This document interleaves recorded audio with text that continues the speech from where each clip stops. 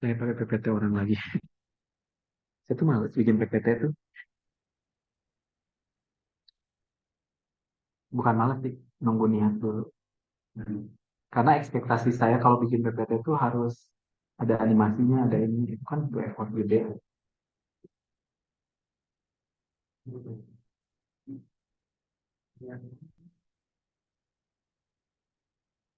Yang di online udah bisa yang itu analisis likuifaksinya, analisis potensi likuifaksinya.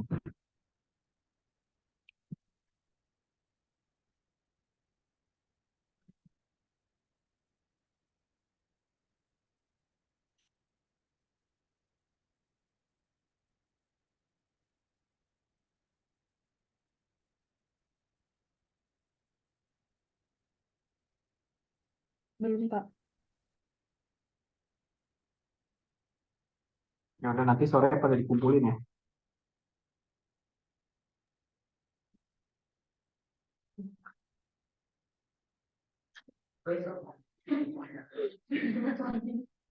Kalian tuh ya kelas yang sudah berpengalaman, kelas yang selalu menunda-nunda, coba yang reguler. Reguler tuh nggak pernah nunda-nunda.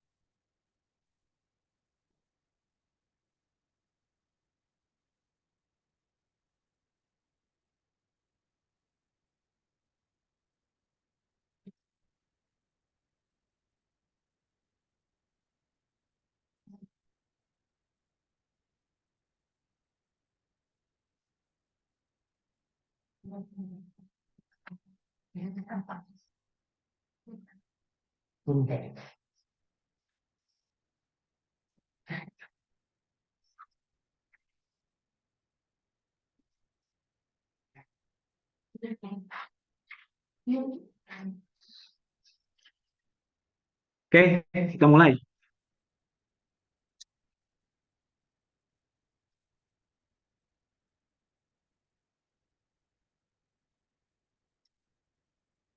Kita mulai pembahasan berikutnya tentang penggunaan preloading dan vertical drive.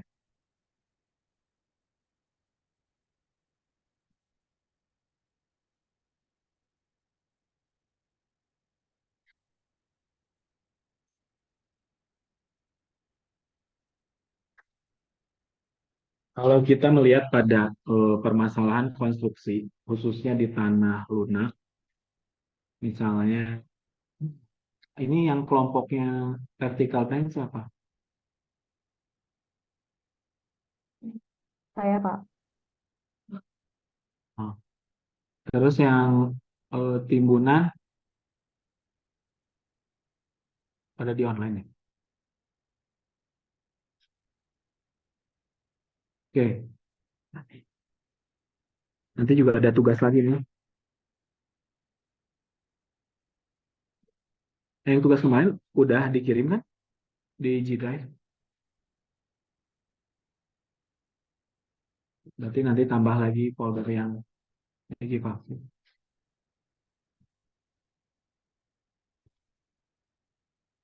Oke, permasalahan pada tanah lunak itu sering terjadi di kita ya, khususnya di Indonesia itu hampir 20% apa tanah yang dibangun di atas infrastruktur tanah lunak. Contohnya misalnya di utara Pulau Jawa, terus Sumatera, terus dan lain halnya, misalnya Kalimantan yang sekarang lagi tren IKN itu banyak di tanah lunak dan tanah gambut. Nah, permasalahan tersebut yaitu timbulnya misalnya kerusakan pada bangunan, penurunan dan lain. Satu, permasalahan-permasalahan seperti daya dukung, penurunan konstruksi, misalnya pada timbunan badan jalan. Kalau di PT PPG mungkin kita melakukan penimbunan untuk suatu kawasan, misalnya. Kalau kita di Bandung, contohnya Sumarekon. Sumarekon itu berdiri di atas tanah lunak di Gede Bage. Nah, secara geologi, Gede Bage itu deposit tanah lunak akibat terbentuknya cekungan Bandung. Nah, itu kurang lebih si tanah lunaknya itu kedalamannya sampai 20 meter. Nah, ada yang tinggal di Gede Bage. Hmm. Di Gede Bage kan sering ini nggak sih airnya agak jelek nggak sih dari sana?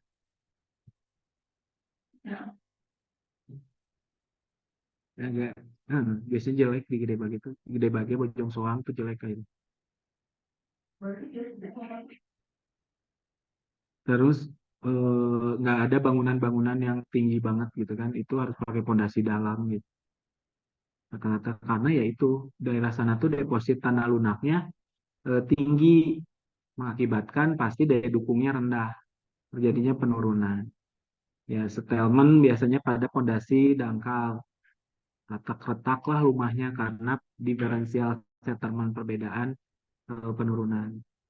Lalu stabilitas misalnya di abutmen di oprit itu eh, apa oprit kan selalu ada timbunannya itu kan rata-rata biasanya suka turun. Lalu stabilitas dinding penahan tanah pada saat penggalian. Coba lihatlah di Gede Bage ada nggak sih basement bangunan? Nggak ada karena orang ribet gitu mau bikin basement di sana. Karena ya itu tanah lunak jadi gampang dia apa bergerak kalau kita punya seat pile. Entah itu dia mengekang bergerak ke sini atau dia gini. Terus permasalahan lain negatif skin friction itu pada pondasi tiang yang tadinya kalau pondasi tiang kita punya pondasi tiang ini misalnya ya pondasi tiang ini kan dia terjepit oleh tanah kohesinya tanah. Ketika kita beri beban berarti kan dia menahan ke atas ya. Nah kalau negatif negatif skin friction itu ketika kita tekan dia ikut juga ngedorong ke bawah. Itu yang terjadi pada tanah lunak. Khususnya galian-galian di tanah lunak itu banyak terjadi. Kayaknya kayak pondasi inilah. Siapa ya pernah PKL eh ya daerah Gede Bages itu pondasinya sampai 30 meter untuk jembatan gitu. 30 gitu. Ya wajar sih 20 meternya udah habis sama tanah lunaknya itu gitu. Nah, itu yang bikin konsumsi jadi mahal di apa Telepon atau di Bojong Soang tuh Agung Podomoro, ada yang Agung Bojong Soang nggak sih? Nah, itu juga sama di tanah lunak. Itu yang mahal ketika persiapan lahannya. Ketika persiapan lahan, mereka penggunaan untuk meningkatkan kapasitas daya dukung dan mempercepat settlement itu mereka kan pakai PVD, vertical drain. Itu kan lumayan harganya cukup mahal sehingga biaya bangunan atau rumah di sana kan Summarecon mahal banget kan. Terus Agung Podomoro mahal banget karena kosnya ya termasuk di dalamnya yaitu perbaikan tanah itu. Nah, misalnya contoh kita suatu lahan kita timbun gitu ya. Yang terjadi itu adalah ada dua permasalahan bearing capacity sama settlement settlement pada saat konstruksi dan long term pada masa bangunan itu berdiri. Bearing capacity biasanya terjadi akibat pemadatan yang kurang baik, daya dukung tanah juga yang kurang baik. Biasanya terjadi di apa di timbunannya itu terjadi longsoran kayak gitu. Terus settlement itu biasanya terjadi penurunan. Penurunan di timbunannya akibat daya dukung tanah di bawahnya itu sangat kecil, lunak.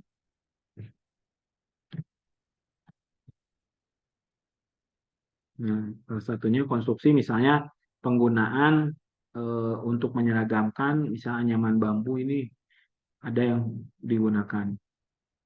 Terus settlement pada bangunan pondasi dangkal. Misalnya penurunannya ini nggak seragam, ini dia tetap, ia turun, ya pasti terjadi retakan. Gitu, yang berakibat pada struktur bangunannya juga di atasnya. Ya kalian bayangkan misalnya ini pondasi dangkal di bawahnya lunak, pasti yang itu turun, yang ini diam, mana lagi yang turun, itu nggak seragam pasti akan terjadi ketidakstabilan pada struktur, pasti retak-retak di apa balok, di dinding, kolom, terjadi apa pemisahan dan lain-lain.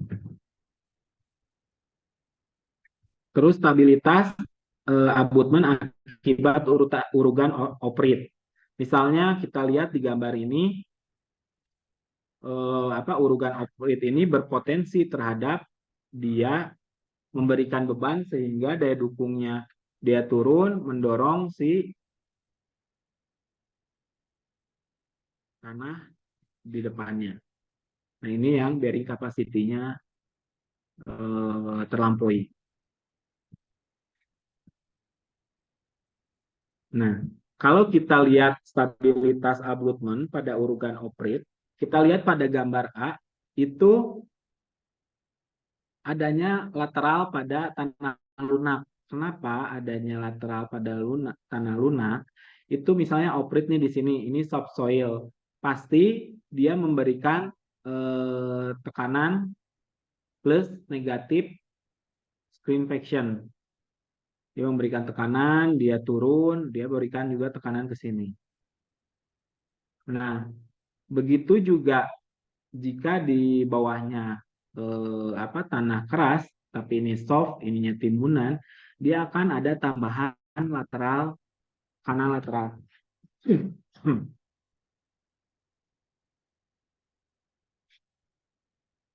Nah, makanya perlu adanya analisis tambahan apa kanan lateral pada tiang tersebut.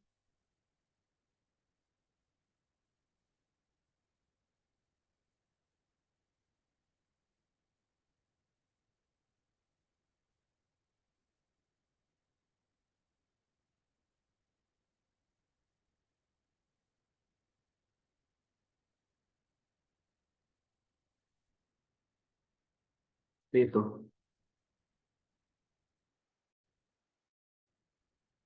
Nah,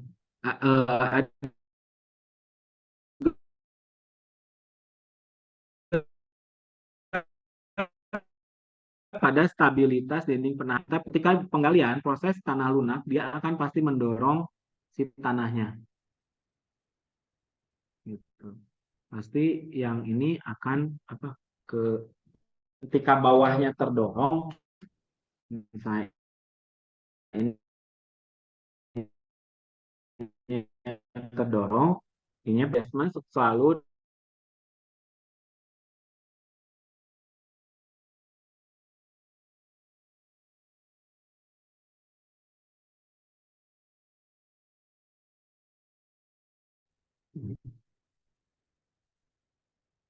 Nah, ini yang terjadi pada apa? Kalau kita lihat pada kolom, sorry, pondasi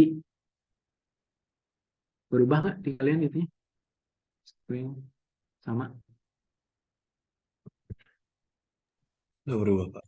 Nah, ini misalnya pada pondasi karena dia di tanah lunak, si tiang-tiangnya ini ikut bergerak.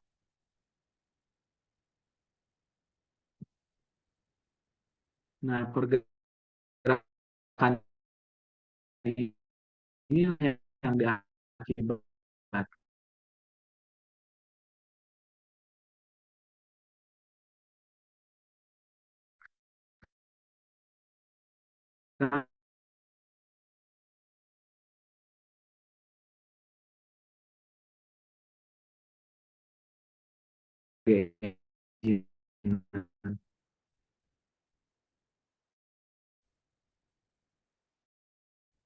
engineer as a geotechnic.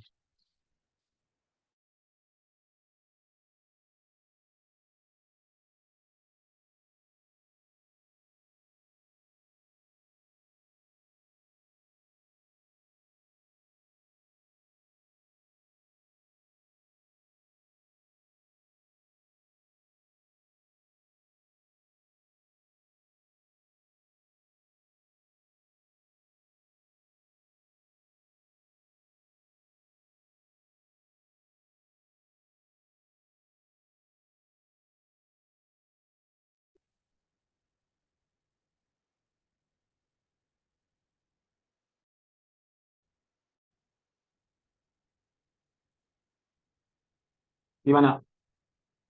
Sebagai engineer geoteknik, kalian terjadi permasalahan seperti ini.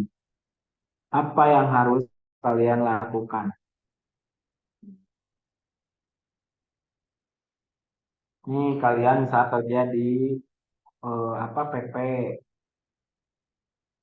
atau kalian gimana sama PM kalian ini gimana? Nah, gimana coba? Kalian engineer-nya ya. Ya udah Pak, serahin lagi, laporin ke pengawas, serahin ke konsultan perencana. Itu juga, itu mah nggak mau kena ketiban ininya, bukan solusi. Siapa yang TA-nya pondasi teh? Si Anang sama Krisdayanti. Sok harus gimana Nang?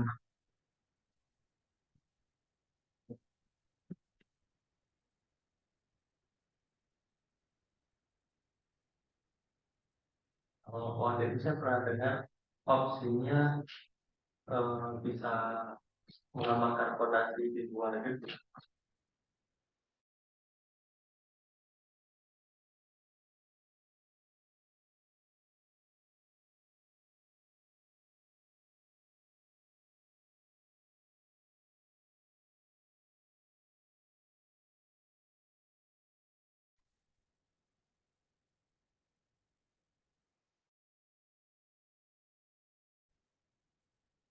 Uji apa? PIT tambah Konsepnya dulu.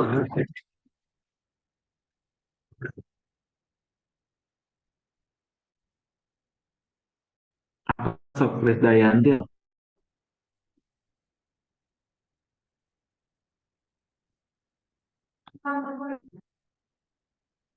Alasannya?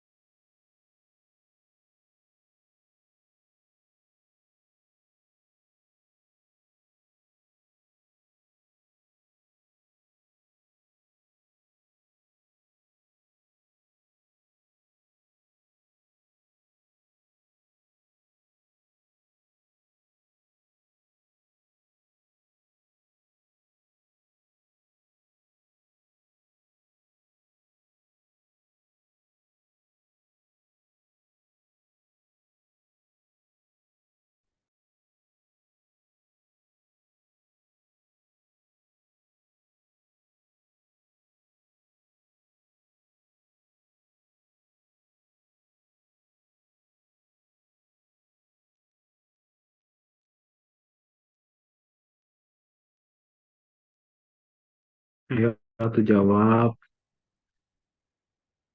Yang di online, kalau terjadi kasus yang kayak gini, gimana? Apa yang harus dilakukan?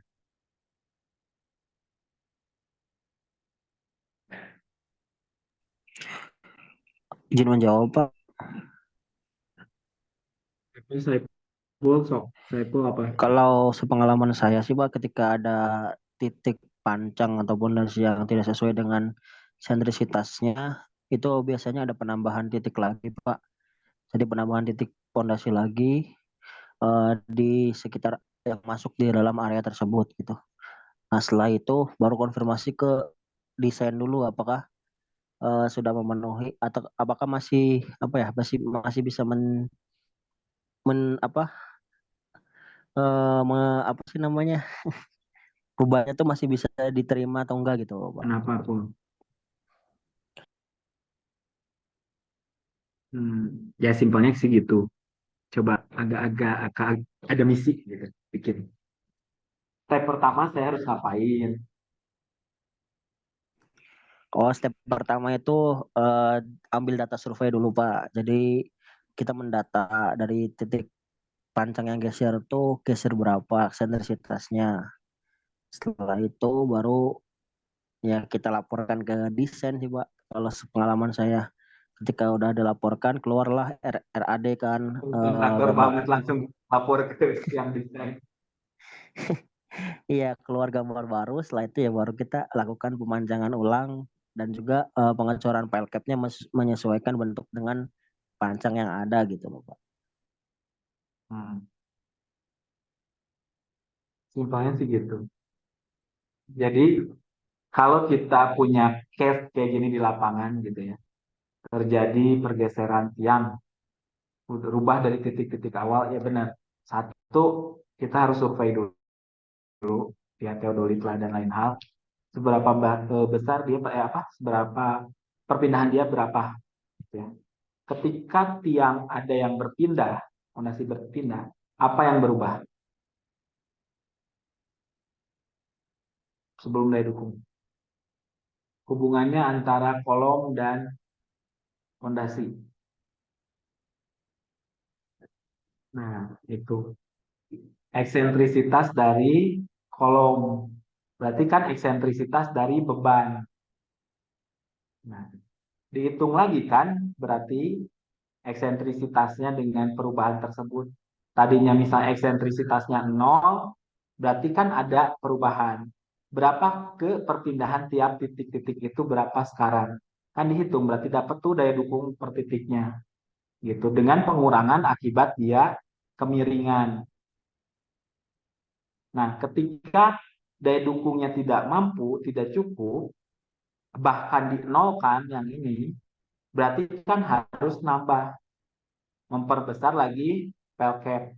Apakah pel cap-nya menjadi eksentrisitasnya tetap? Kalau bergeser, seperti apa? Gitu, stabilitas dan lain hal. Itu yang harus diperhatikan ketika terjadi pergeseran. Jadi tidak semata-mata ya udahlah langsung tambah, enggak gitu. Ulang dulu, ulang yang sekarang berapa kapasitasnya, kalau ada pengurangan harus berapa nambahnya, perubahan eksentrisitas sehingga merubah ke beban jadi berapa, ya kan? Ketika eksentrisitas berubah, berarti kan beban ke tiap file berubah ya. Itu yang diperhatikan. Nah, apalagi pergeseran ini mengakibatkan misalnya file cap-nya jadi yang tadinya apa satu satu seperti ini atau ini jadi ini misalnya jadi digabung. Kolomnya di sini eksentrisitasnya di mana berubah. Oke. Okay.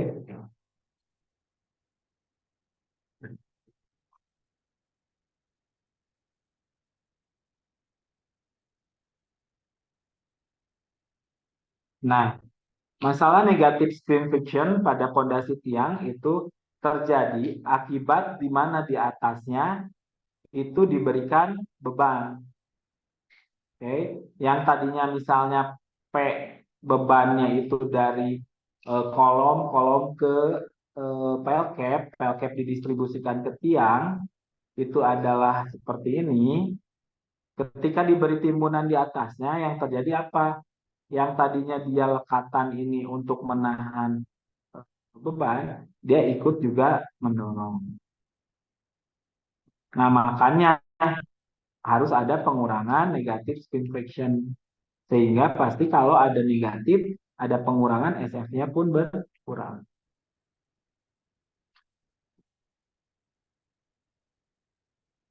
Nah, kalau ada negatif kayak gini, berarti harus ada tambahan tiang berapa.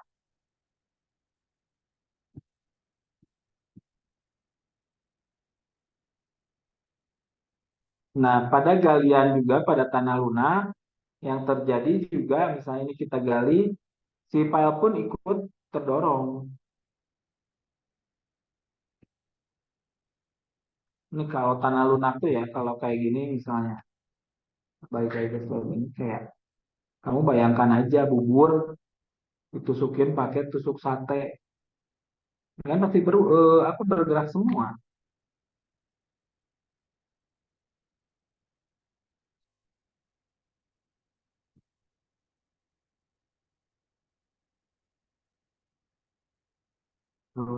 Ini juga pada bergerak kedorong karena ada bidan kecil di bawah. Nah,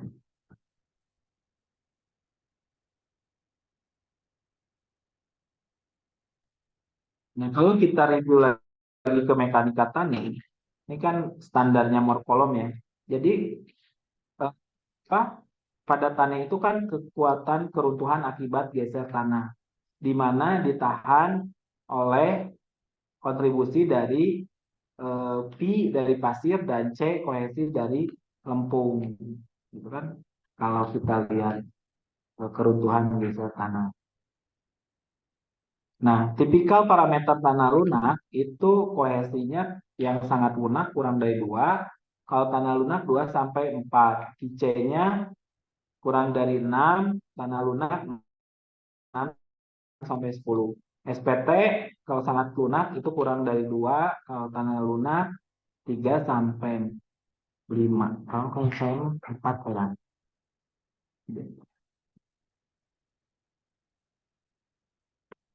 Nah, kita juga harus bisa membedakan antara perbedaan umum gambut dan lempung.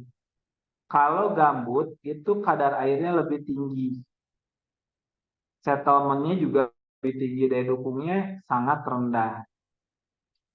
Terus lempung kadar airnya lebih rendah. Settlementnya lebih kecil dari dukungnya lebih besar. Karena kenapa? Kalau lempung itu ada kontribusi dari kohesi.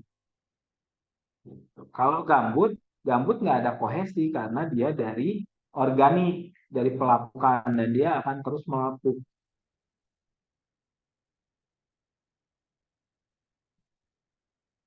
Nah, jadi gambut itu bahan organik yang berasal dari proses geologi dan tumbuhan yang telah mati berada di dalam air. Sifat-sifatnya angka porinya yang berlebih, kadar air sangat tinggi, berat kolom sangat kecil, kualitasnya sangat kecil, kompresibilitas berlebihan. Jadi kalau gambut itu gamanya aja kadang kurang dari 1. Saking dia berpori, jadi isinya air.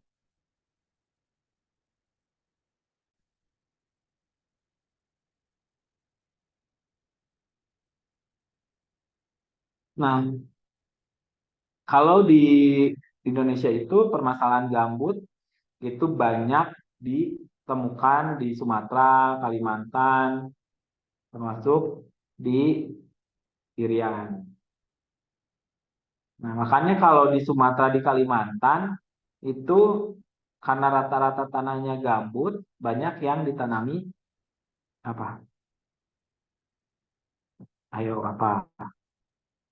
Di Kalimantan sama di Sumatera. Sawit, Pak. Nah, susah gitu. Sawit, kenapa? Karena sawit itu dia menyerap airnya tinggi, jadi nyedot. Dan ketika misal udah ditanami sawit, susah ditanam yang lain. Selain nyedot airnya tinggi, unsur hara tanahnya diambil semua sama dia. Makanya selalu air di lahan gambut di itu dekat sawit itu asam. Unsur basahnya ya dia serap.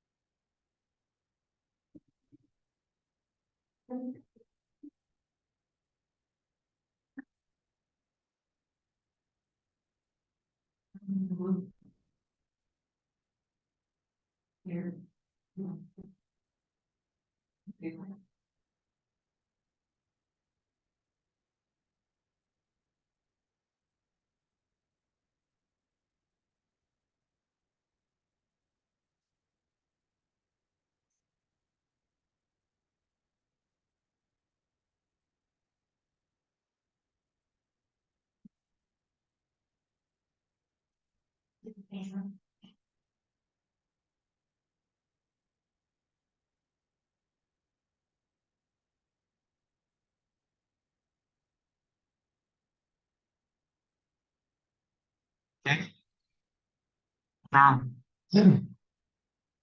dia yang pernah ke Sumatera, Bu.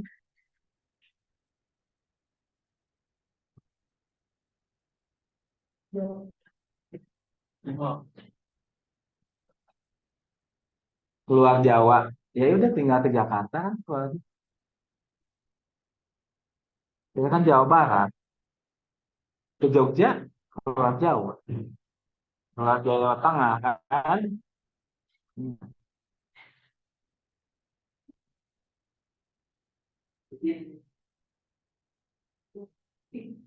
Keluar Pulau Jawa. Itu nih, seumur kalian, apa? Nanti kalian tuh berpetualang gitu. Keluar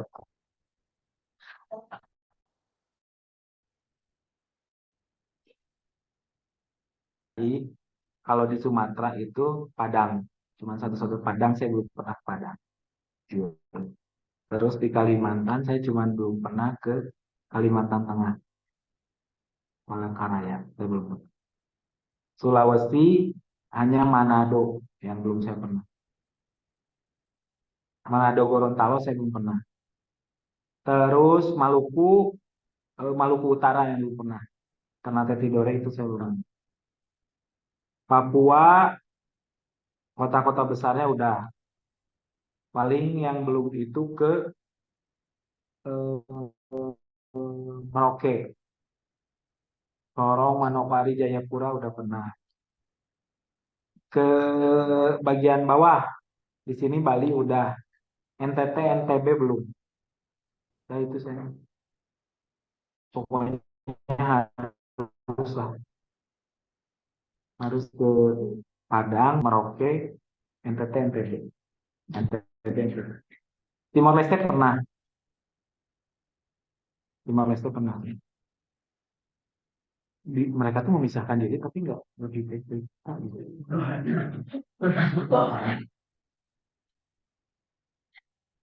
Tapi ya, tapi mereka tidak menyesali sih. Cuman apa?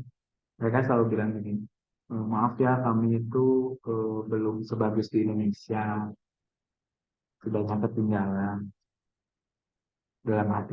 Kenapa kalian besar?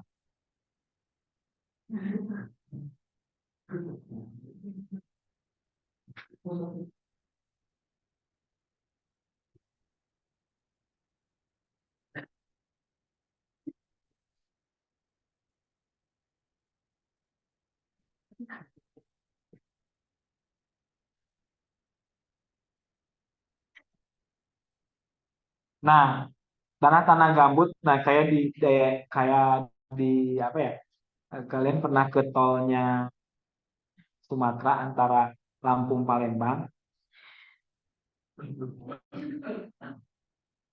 Ya searching aja lah lewat YouTube. Jadi mereka tuh eh, jalan tolnya karena di atas tanah gambut kayak gitu, gitu ya. Jadi mereka tuh jalannya tuh dibikin kayak jembatan. Kayak ini apa sih? Tahu kan yang jembatan yang tau nggak Gede Bage? Jangan bilang nggak pernah ke Gede Bage. Itu kan keluar exit tol tuh, bukan exit tol. Yang mau jadi exit tol. Dan itu naik gitu kan ke jembatan. Ada kan tiang-tiang itu. Nah, tol Sumatera juga pakai kayak gitu. Tiang-tiang kaki seribu namanya. Istilah. Nah, pakai kayak gitu. Itu apa? Yaitu karena dia berdiri di tanah-tanah lunak dan gambut. Makanya paling efektif pakai yang kayak gitu.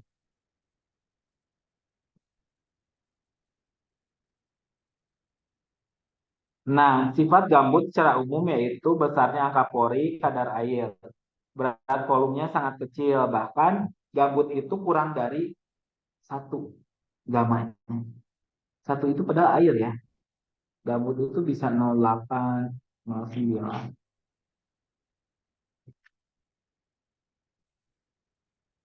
Andrew strength atau SU-nya juga sangat kecil kalau kita apa pakai Balindo pensir itu sangat kecil berpotensi rangkap. Nah, berdasarkan sifat gabut di atas, maka teori konsolidasi one dimension Terzaghi tidak dapat diterapkan. Why? Pertanyaan.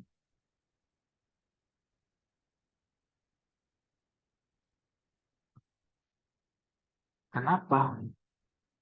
Kenapa? Kenapa konsolidasi?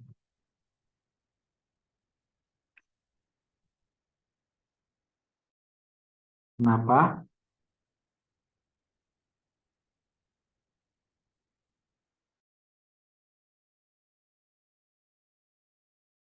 Gamanya di bawah satu, Pak. Satu, konsolidasi Terzaghi permeabilitas tidak ter pemampatan awal pada gambut sangatlah cepat dan daya rembesnya berkurang cepat.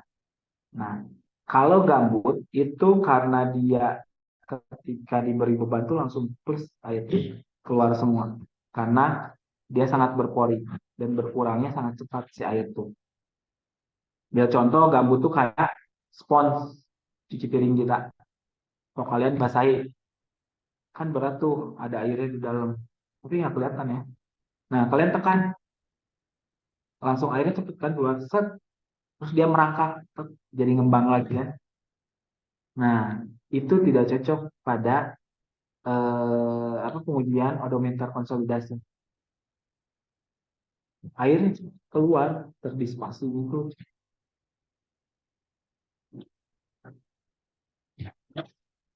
Yeah. Terus pada teori konsolidasi butiran tanah tidak termampatkan. Daya mampat butiran gambut tinggi terjadi pemampatan serat selulosa. Jadi kalau konsolidasi itu bentuknya butiran. Sorry, pakai teori Terzaghi itu butiran. Kalau gambut itu serat, berbeda. Pada konsolidasi Terzaghi, koefisien komparabilitasnya konstan atau CC-nya konstan. Pada gambut terjadi perubahan yang tidak linier. Jadi parameter konsolidasi. Nah, kalau kita lihat perilaku pemampatannya, kalau tanah lempung itu kan gini kan grafik standarnya, dia ada penurunan immediate, segera, primer, sekunder. Sedangkan pada gambut, immediate, primer, sekunder, dan tersier. Kenapa ada tersier? Tersier itu di mana penurunan selama gambut dia itu membusuk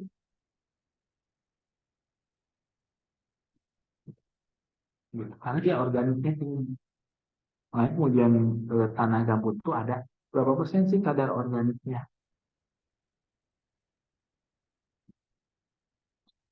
gitu. Terus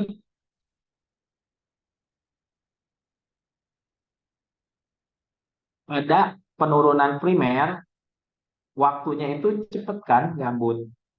Kalau dilihat dari grafik ini, kalau ini dia lama. Karena apa? Yang tadi saya bilang kalau dengan serat-serat batang ini ditumpuk, set, cepet kan keluar. Dengan serat batangnya juga berpori. Nah ini kalau butiran, di antara butiran, rampung. Kan di istilah pori air itu yang lama kan. Yang kita tekan, si butiran-butiran itu, si airnya cepat keluar itu semakin lama juga gitu. Karena kapilernya sangat kecil.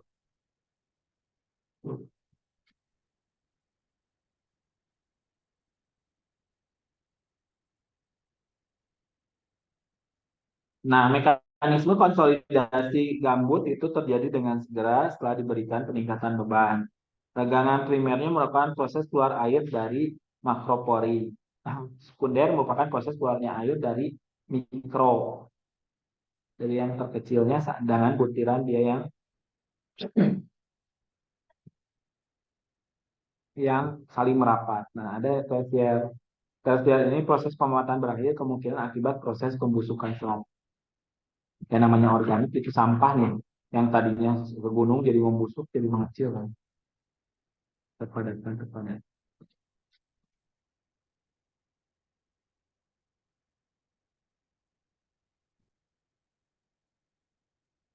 Nih, gambut itu ada dua kategori, mewakili gambut dengan kadar organik rendah, telah terkomposisi secara sempurna, dan kurang permeabilitas, permeable. Kuat geser dan kondisinya encer relatif kecil, analisis dan desain disarankan seperti pada umumnya seperti lempung, bisa pakai odometer. Tapi kalau yang kadar organiknya tinggi, itu yang nggak bisa disamakan dengan lempung.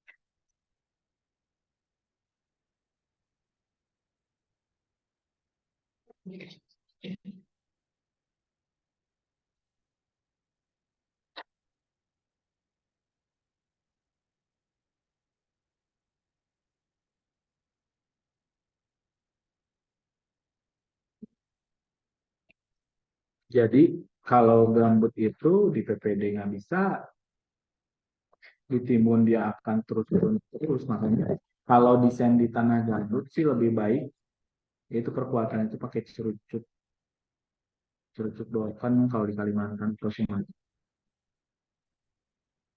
bambu yang ideal memang apa kayu-kayu tersebut dia tuh tidak akan mudah lapuk kalau terkena air gitu. Makin kan Java makin baik. Ini kuat geser, beberapa kuat geser pada tanah gambut.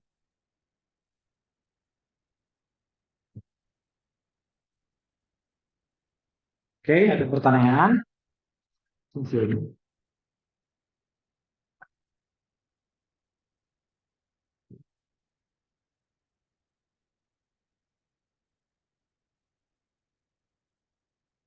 Ada pertanyaan?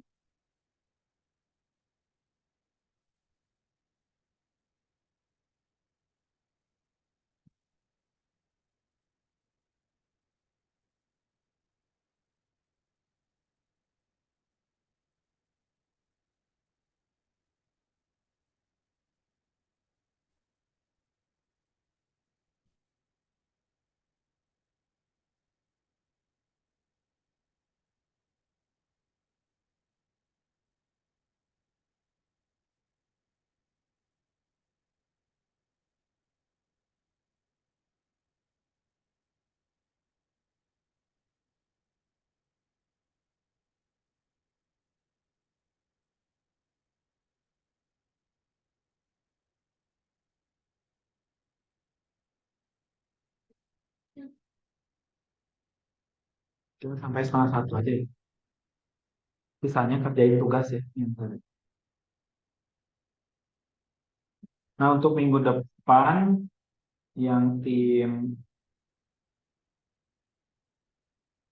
PPD sama timbunan itu udah mulai ngitung berapa hak kritis PPD yang digunakan, berapa jaraknya, yang pakai manual dulu.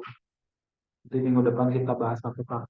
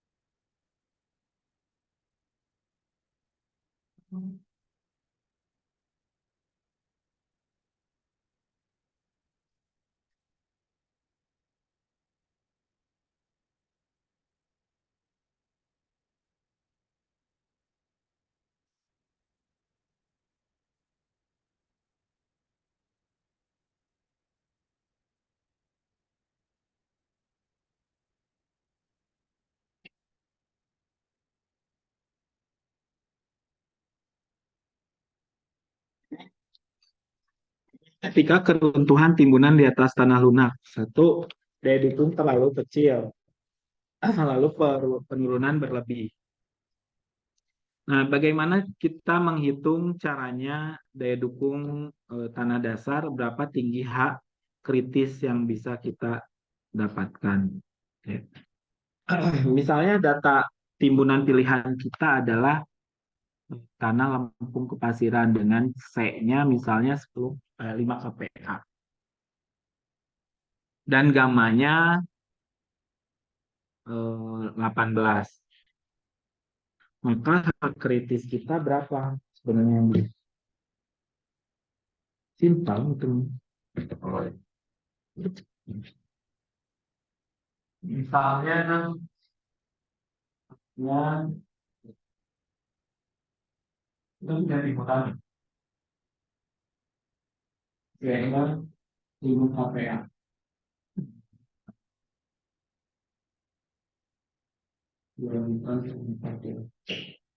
Maka adanya 5 kali 5 kurang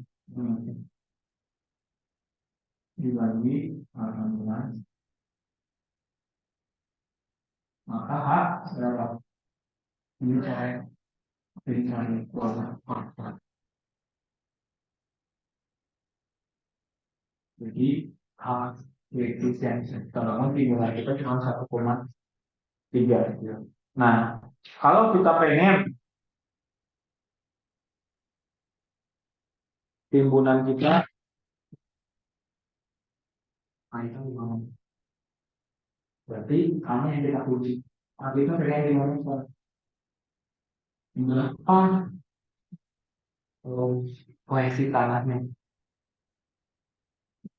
Kita benar-benar cek per namanya kalau pakai akuntan singkat, cek dengan kali gama dibagi tingkat.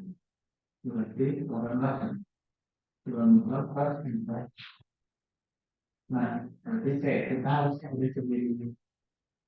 Gimana caranya ceknya punya segini? Berarti harus berapa? Itulah kepadatan sampai memenuhi kalau uji UCS-nya, C-nya mendekati 18, 22,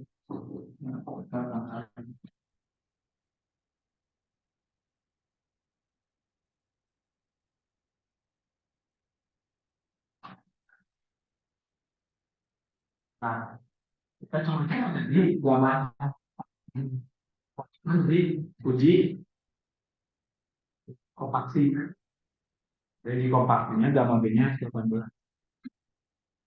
Di W optimum berapa? Seperti itu.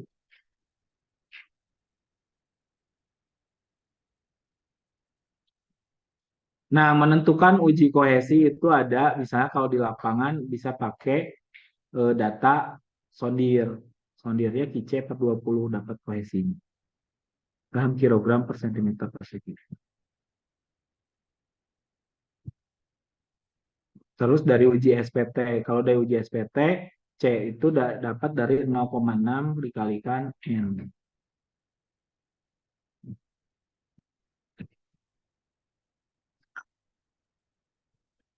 Nah, seperti itu.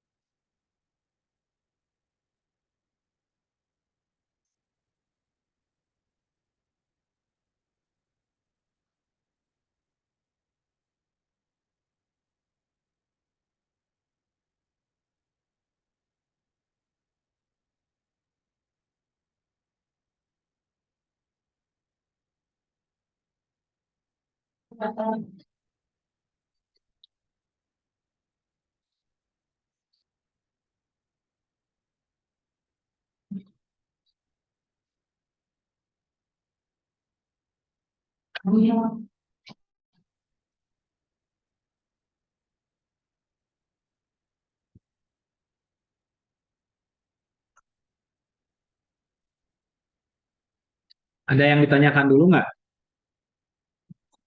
Atau saya terlalu kecepatan? Kira kecepatan nggak?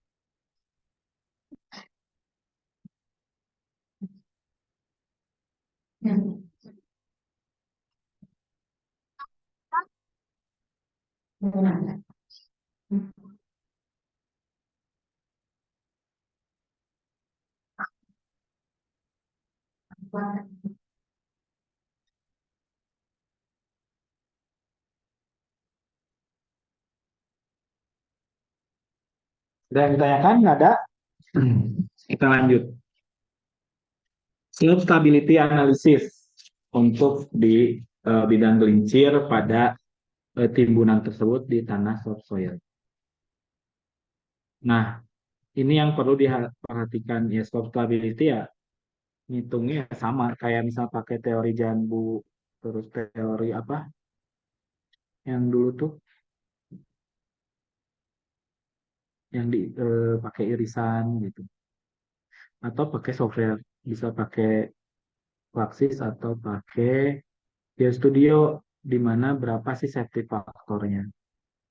Nah, untuk meningkatkan safety faktor tersebut kan perlu ada penambahan apa soil improvement di bagian misalnya apa itu di timbunannya, ditingkatkan daya dukungnya untuk subsoilnya atau bagaimana. Itu ada ininya. Untuk penghitungan di penurunannya seperti sama pada halnya rumusnya pada tanah NC, yaitu kita harus dapat CC-nya. HC itu adalah tebal dari lapisan lempungnya. E0 itu adalah void ratio dari si tanah tersebut. Itu E0 itu bisa didapat uji dari uji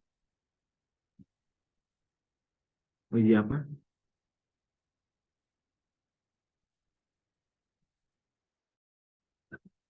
Dari uji konsolidasi. P0 P0 itu adalah tekanan efektif akibat berat sendirinya dia sendiri.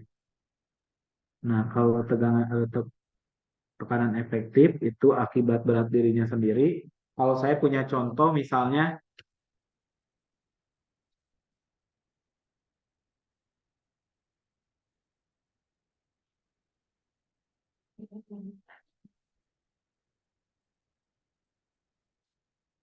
ini, kalau saya punya contoh ini timbunan nih.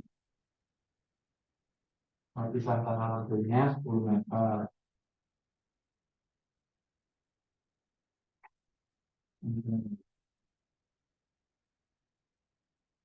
Ininya 5 meter timbunan. Nah, yang dimaksud P0 itu dari mana ke mana? Terus dia pakai tim.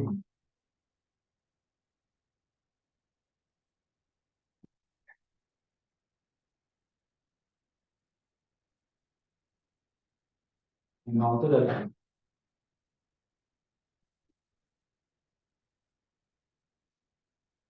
Ya, PL saya anggap sudah ada pengalaman.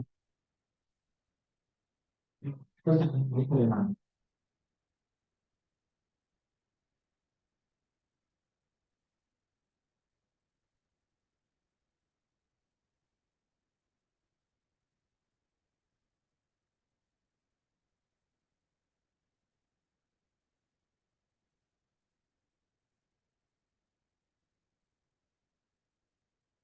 Ayo,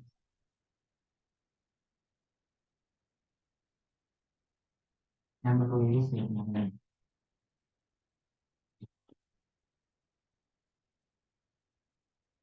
Ayo, kita menulis.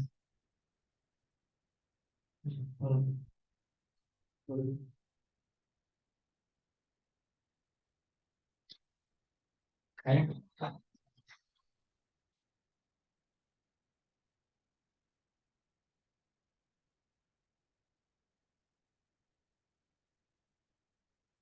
kita tanah sakit.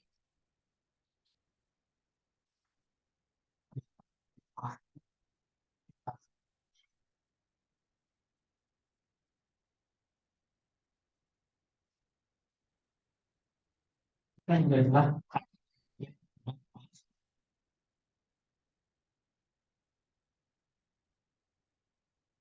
tanah kerasnya. Berarti berapa? Efeknya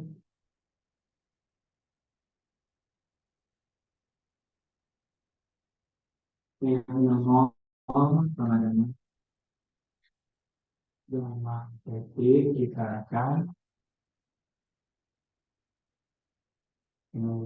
apa?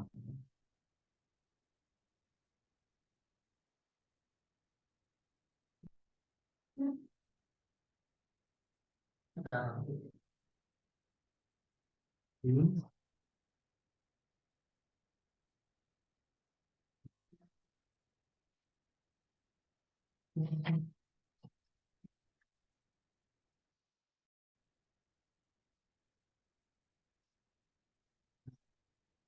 apa? Hmm, am, aktivitas.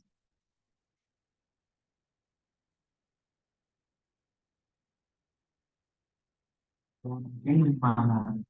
Nggak sampai. Hmm.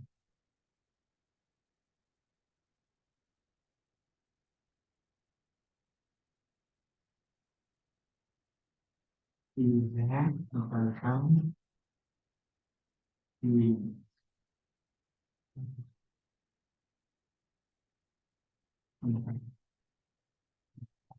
ya itu sama-sama. Kan,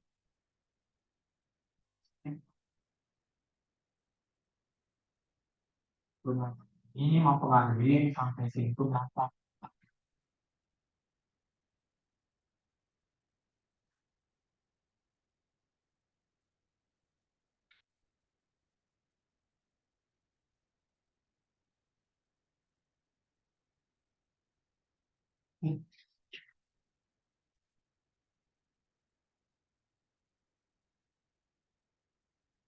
Praktekkan nanti gitu. Oke.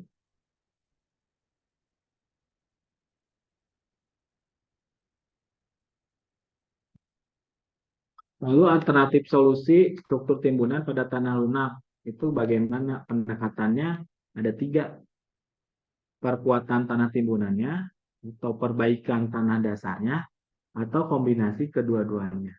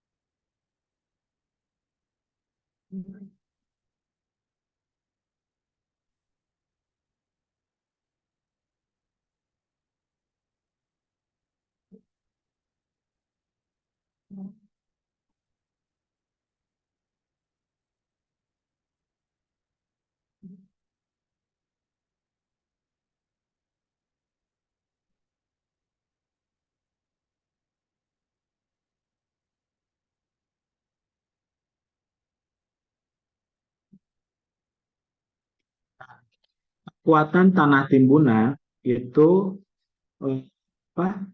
Ya solusinya kepadatan terus meningkat untuk mengurangi terjadinya resiko kegagalan bearing capacity.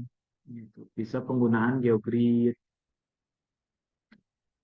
Terus perbaikan tanah dasar itu biasanya penggunaan PVD, stone column, dan lain untuk meningkatkan daya dukung serta mengurangi settlement.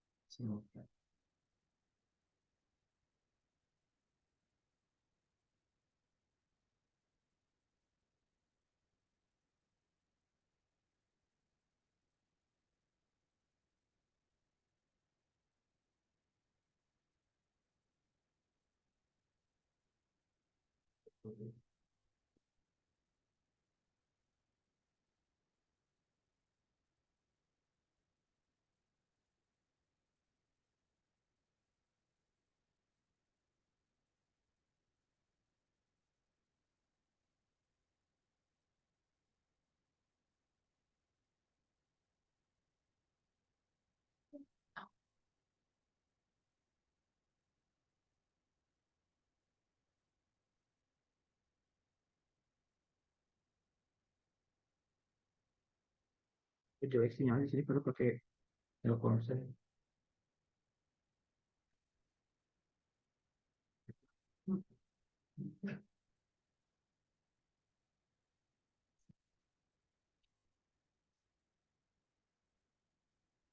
Nah, kalau perkuatan tanah sebagai alternatif struktur pada tanah lunak, itu penggunaan reinforcement-nya itu penggunaan geotekstil, bambu matras. Nah, ini untuk menahan dari bidang gelincir tersebut. Selain itu, penggunaan geotekstil itu agar tidak bercampur antara tanah timbunan dengan si tanah asli. Atau bukan keruntuhan, apa penurunannya pun biar lebih merata. Terus untuk perbaikan tanah dasar, ground conditionnya, misalnya kalau sebelum diperbaiki kan timbunannya ikut turun tuh. Setelah diperbaiki, misalnya soil improvement, pemadatan ulang atau penggunaan VVD, jadi diharapkan si timbunannya tetap kokoh berdiri.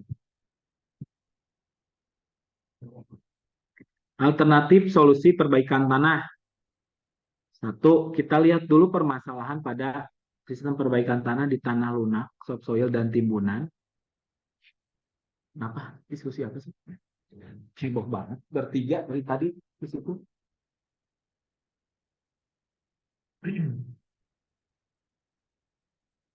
Terus problemnya itu ada dua, yaitu stability dan problem dari settlement. Biasanya pada tanah dasar, topsoil, dan masalah timbunan. Kalau problemnya stability, pada timbunan kita lihat pada panah-panah yang biru itu bisa dilakukan perbaikan seperti panah-panah yang biru itu.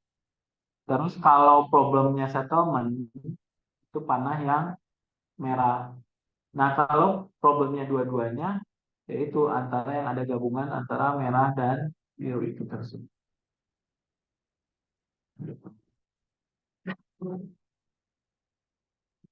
Nah, pendekatan perkuatan dilakukan dengan electrochemical. Jadi kita memberikan elektroda pada si tanah subsoil. Diharapkan sebenarnya penggunaan elektroda tersebut untuk dia lebih mengikat si tanahnya menjadi lebih granuler.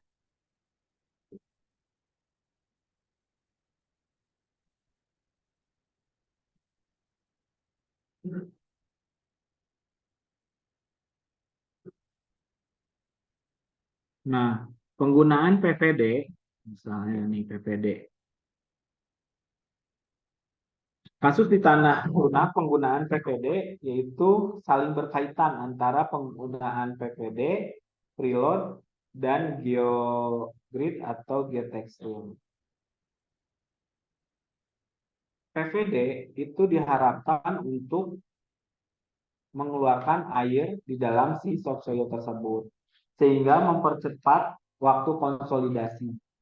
Jadi kalau kita punya lahan nih, misalnya si Sumerekon di Gede Bage itu punya lahan 5.000 hektar. Nah, dan harus terbangun dalam waktu 1 tahun. Nah, bangunan. Sumerekon Mall udah jadi belum? Nah, kalau si Sumerekon Mall itu harus terbangun dalam waktu 1 tahun misal.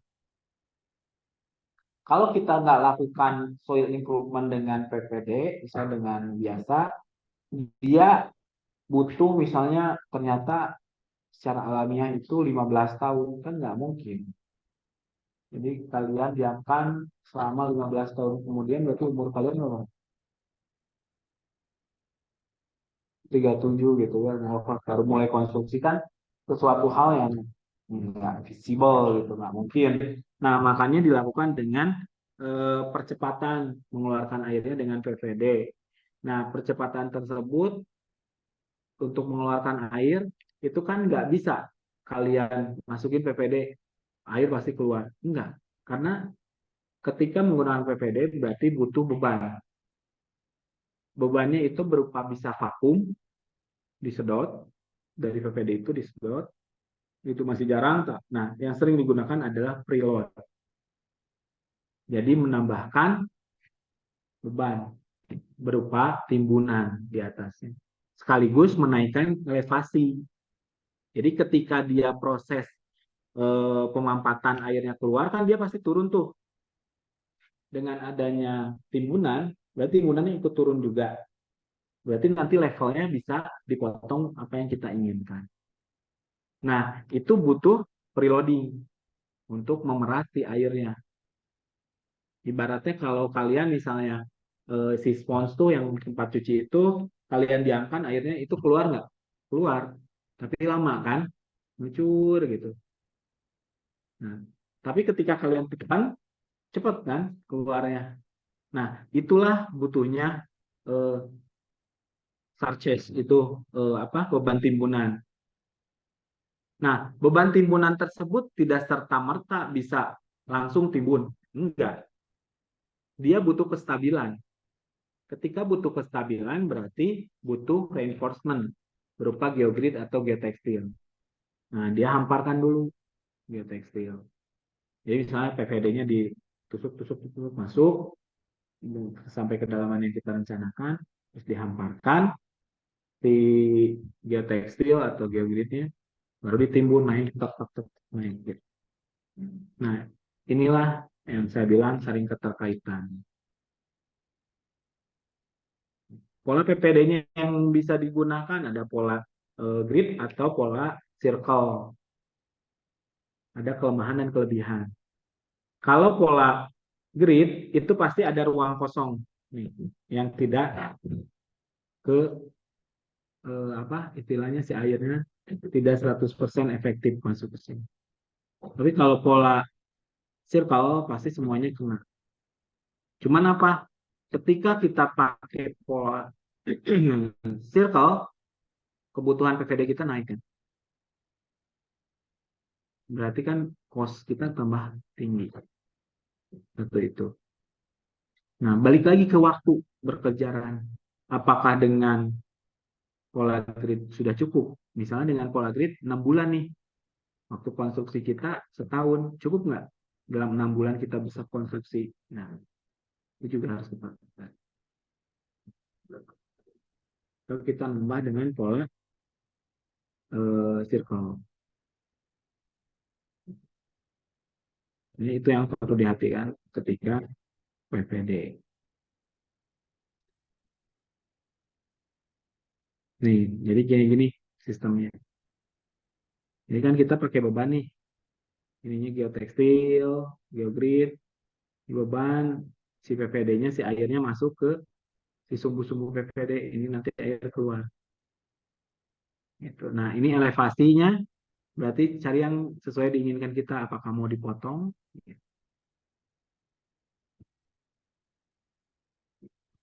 Nih, kalau Pak 90% konsolidasi waktunya lebih dari 15 tahun. Kalau kita diamkan gitu aja kan lama. Nah, ini bentuk PPD. Kemarin kan saya udah bawa ya contoh PPD. Iya.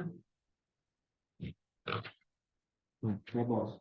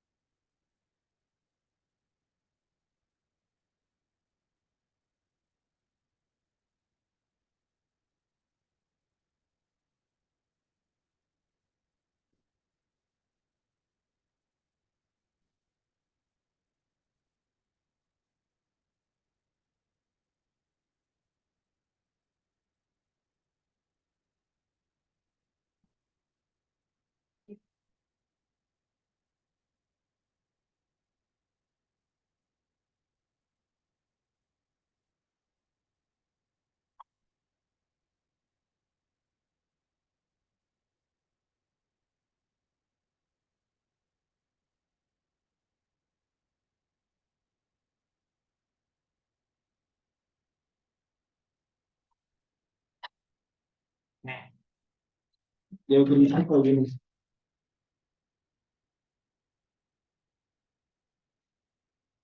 Nah, ini geometri. Ini geotekstil.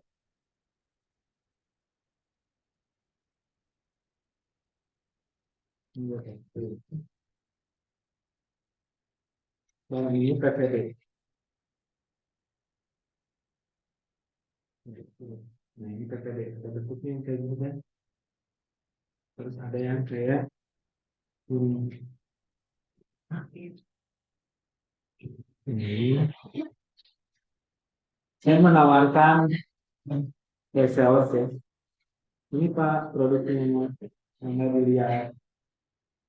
Bapak Ibu bisa beli dengan harga hari Senin naik.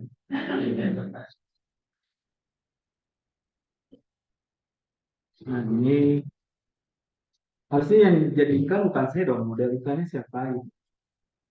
Ini kalau pada lihat aja ke depan. Mau lihat ke depan.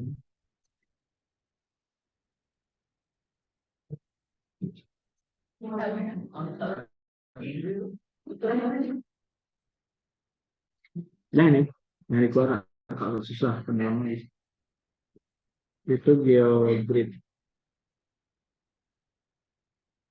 Ke depan aja nggak usah giliran. Ini nggak mager bisa. Bentuknya macam-macam. Itu tuh ada. Sekarang yang lagi penelitian tuh Pak Adit nih, yang bentuk baru. Pakai di print.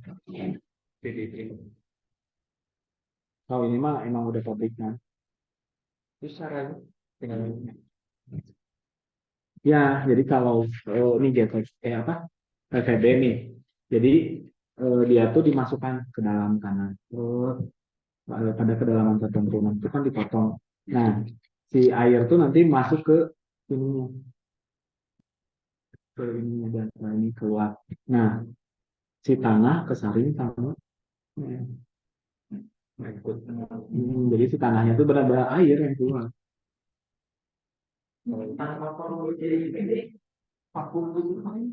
Yang dia ada yang memang dia kalau jenuh banget si apa subsoilnya jenuh banget tanpa divakum pun dia tuh keluar airnya benar.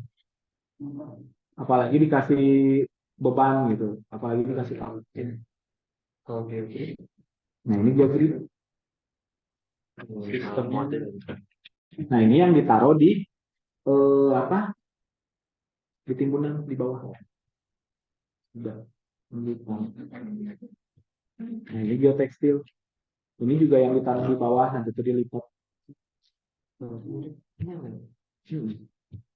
Plastiknya mirip mana? Mirip karpet masjid. Kamu kayak hijau. Nah itu yang dianyam, ini tanpa dianyam. Kalau geogrid disimpannya di bawah timunan geogrid. Tapi ambil aja.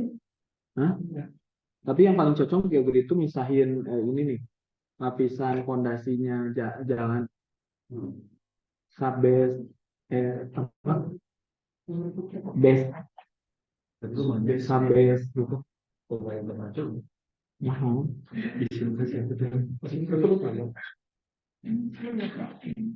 Ini bentuknya kayak gini. Tapi kalau ini nggak ada saringan. Kalau ini oh. Masihnya doang yang dimasuk nanti.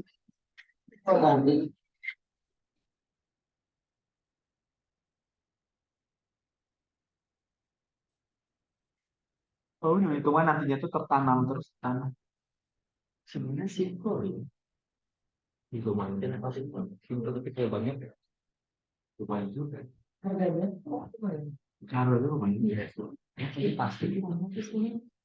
Tapi plastiknya kan sudah diuji anti UV, terus apa kuat tariknya berapa? Ada minimum kuat tariknya berapa?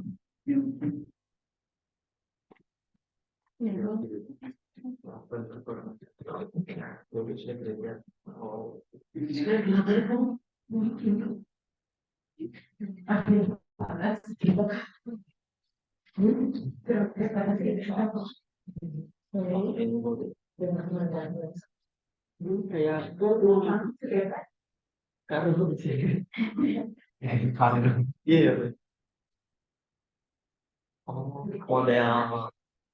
Model ini aja susah nih ditarik. Gimana boleh tarik? lain.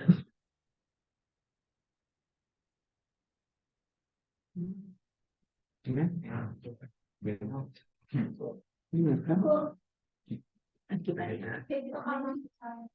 Nggak pakai ini, pakai karet.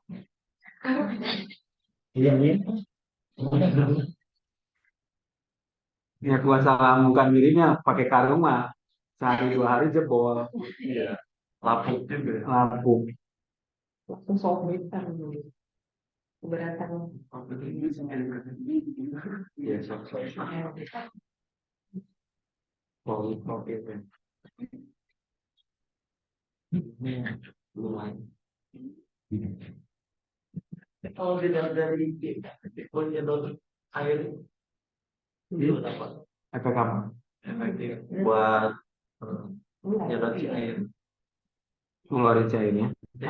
Kan kalau di tanah itu kan ada lateral pressure. Ya. Dia kan dengan sendirinya gitu. Dia pasti keluar. Nah,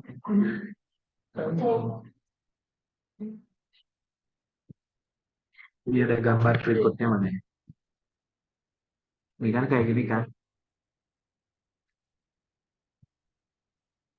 Tempo ada. Mana ya? Mulai Nih.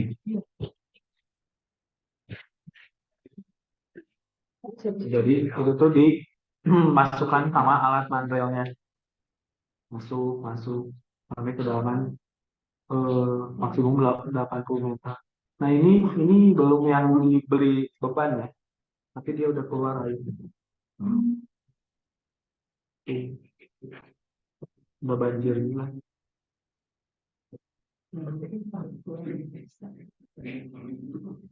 Jadi kayak dikasih sumbu-sumbu aja, masuk bisa. Ya akhirnya keluar. Ya gimana ya? Kalian masih ingat gak sih sekarang kompornya gas semua ya? Oh ya, kalau Minyak, yang kan. sumbu-sumbu kan? Iya. Nah, si minyak tanahnya ya otomatis dia kapiler kan? Nah itu juga. Mobil kapiler.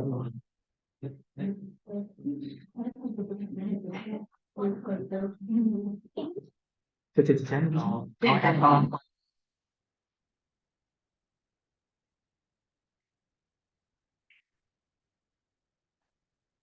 Ini kalau nanti mau minyak tanah saya.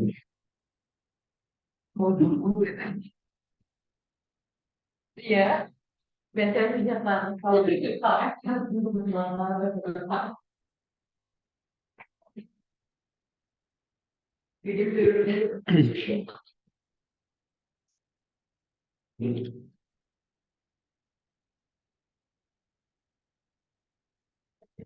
Ya.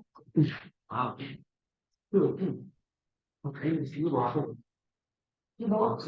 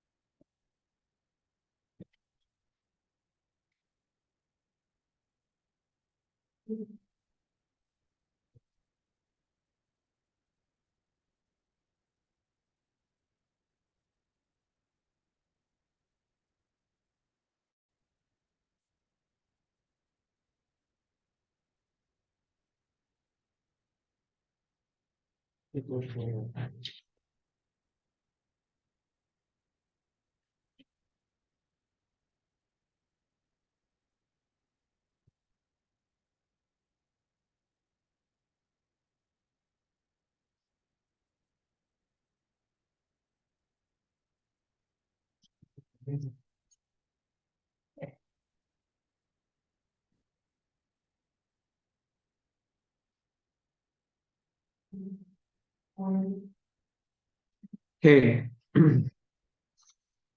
Nah, cara pemasangannya itu yaitu menggunakan alat kerennya khusus. Ininya manrail namanya. Terus ditusuk ke bawah sampai ada yang kapasitasnya 20 meter. Nah, ini sebelum dikasih preloading. Sebelum dikasih preloading aja udah keluar aja si sumbu. Nah, gini cara nanti tuh dia akan mengalir. Dikasih preloading, dikasih apa horizontal vertical drain supaya dia ngalir. Nah, itu dia.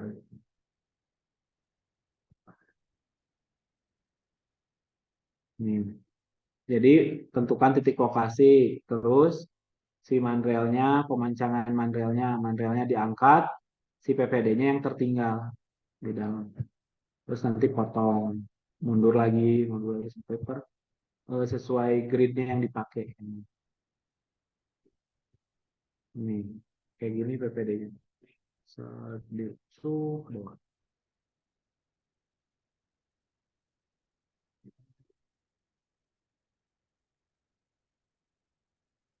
Nah, ini waktu settlement. Jadi ini ada percobaan vertical drain kedalaman 24 dengan jarak bervariasi. Kita lihat, kalau kita lihat dari grafik ini, berarti kan 90% derajat konsolidasi akan tercapai dengan semakin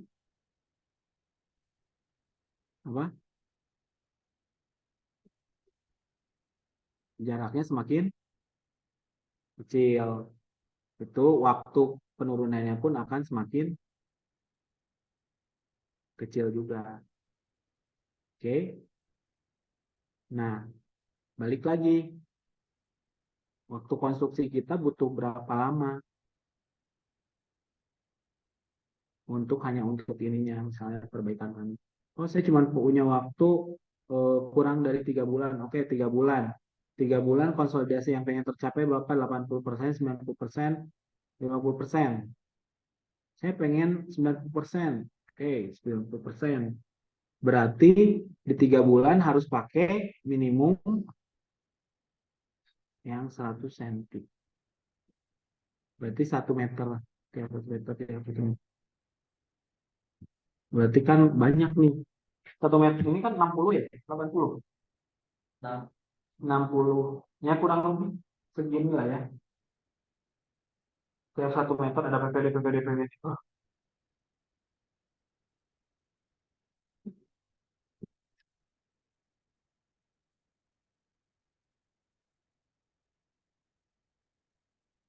Nah, ini salah satu misalnya project nih.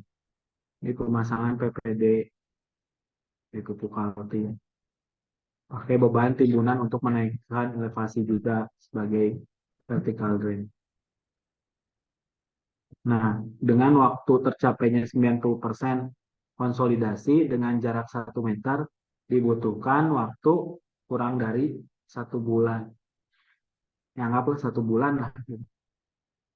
1 bulan. PPDC jarak 1 meter. Terus setengah. Gitu. Oke, untuk teorinya minggu depan mungkin ya. Cuman kalian baca, kalian coba kerjakan yang apa? Yang udah dapat data tanahnya, penggunaan PPD-nya jarak berapa?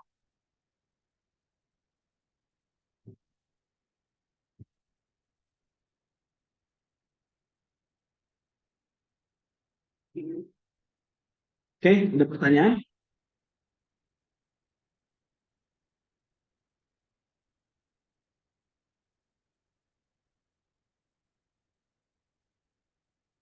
Hmm.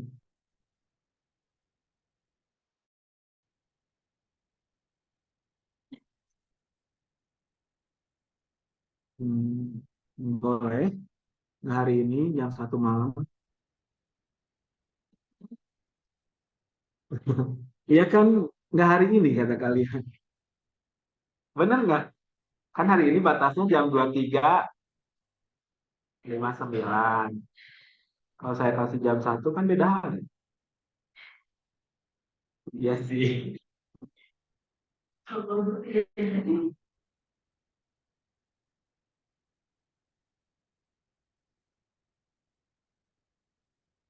gampang sih soal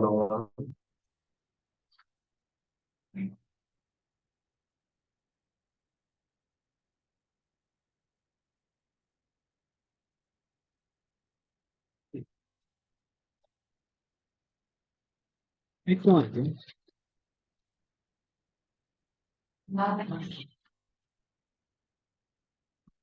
Oh mau dibikin laporan ya, ya sok. Cuman di Excelnya dikasih keterangan misalnya kenapa kalian ngambil 9 skala Richter, misalnya tempat bor kalian di mana, kejadian bor tertingginya di mana berapa, terus atau kenapa amaxnya 0,4 atau 0,3 dari mana, itu di Excelnya harus ada.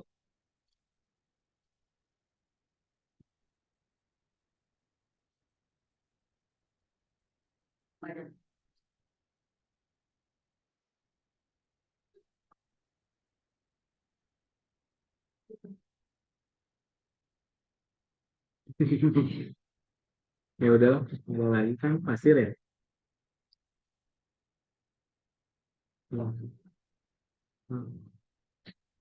Data lainnya udah saya kasih kan, pasir aja. Ya udah nggak apa-apa.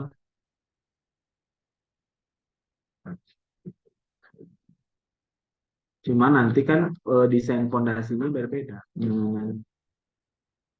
Iya, harus pakai apa untuk mengatasi si yang lagi vaksin.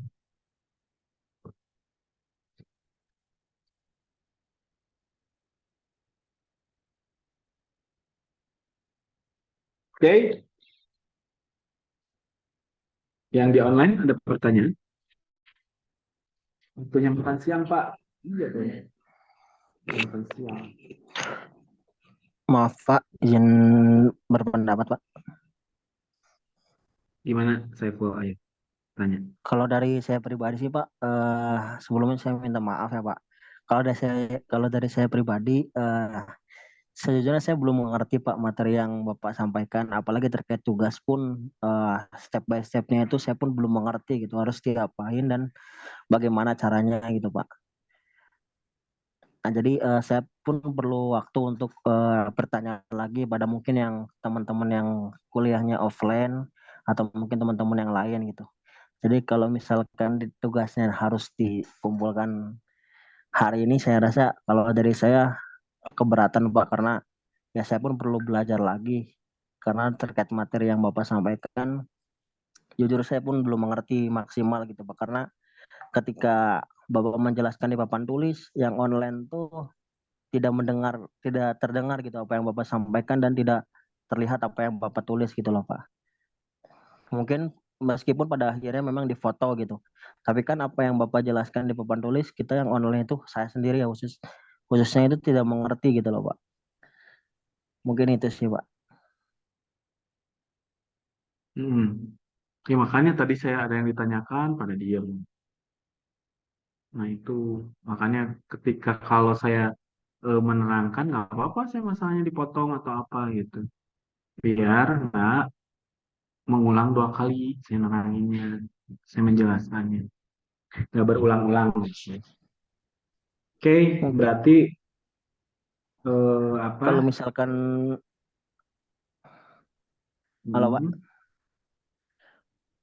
Hmm, eh, kalau boleh ini Pak, boleh nggak misalkan nulis ataupun menjelaskannya tuh Pak di layar gitu loh Pak. Jadi kita pun ada rekaman ketika nanti kita tidak paham, kita bisa mengulang gitu. Karena dari hibrid atau beberapa kali pelajaran ini ya saya tidak bisa mengulang dari apa ya penjelasannya gitu loh Pak. Dari rekamannya pun kadang tidak jelas seperti itu loh Pak. oke. Nah itu kelemahan kelemahan online itu yang. Cuman ya itu, saya makanya saya itu nggak setuju sih online itu. Ini juga bingung. Ya udah, saya kasih waktu aja untuk 2 hari aja deh, sambil pelajari lagi. Materinya udah saya kasih kan, tinggal kamu tanya aja sama teman-teman. Udah mau paham kan kalian tahapannya?